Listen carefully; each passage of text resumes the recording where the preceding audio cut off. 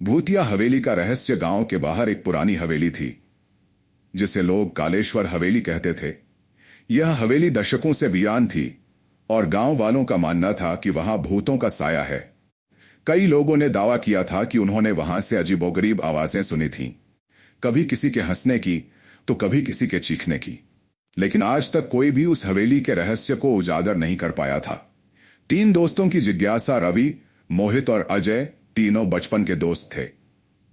वे भूत प्रेत जैसी बातों पर विश्वास नहीं करते थे और हमेशा उन घटनाओं को कोरी अफवाह मानते थे।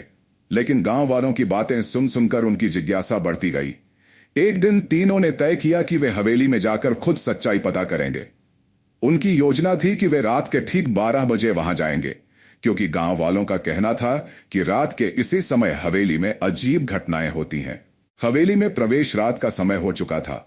तीनों दोस्त टॉर्च और एक मोबाइल लेकर हवेली के सामने पहुंचे। हवेली के चारों ओर घना अंधेरा था। हवा के झोंके से सूखे पत्ते सरसराने लगे, जिससे माहौल और डरावना लगने लगा। रवि ने दरवाजे का अचानक रवि को लगा कि कोई उसके कंधे पर हाथ रख रहा है। उसने घबरा कर पीछे देखा, लेकिन वहां कोई नहीं था। तभी एक पुराना झूला अपने आप हिलने लगा। हवेली की दीवारों से किसी औरत की धीमी सिसकियों की आवाज आ रही थी। तीनों के रोंगटे खड़े हो गए।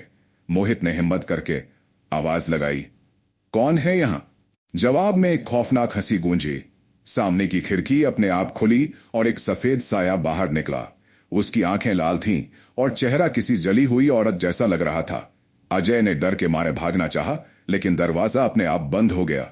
अचानक हवेली के कोने से एक फटी पुरानी साड़ी पहने औरत प्रकट हुई। उसकी आंखों से खून टपक रहा था।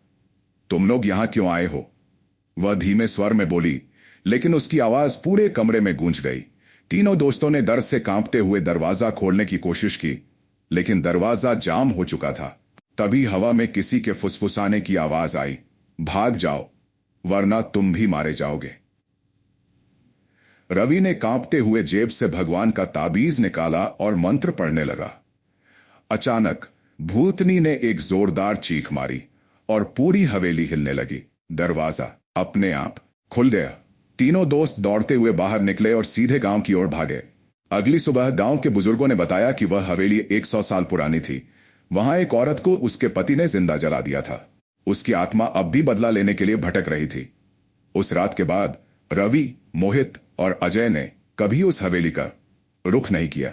लेकिन आज भी जो कोई भी उस हवेली के पास से गुजरता है, उसे वहां से आती भयानक चीखें सुनाई देती हैं। ऐसे ही कहानी सुनने के लिए चैनल को लाइक सब्सक्राइब करें।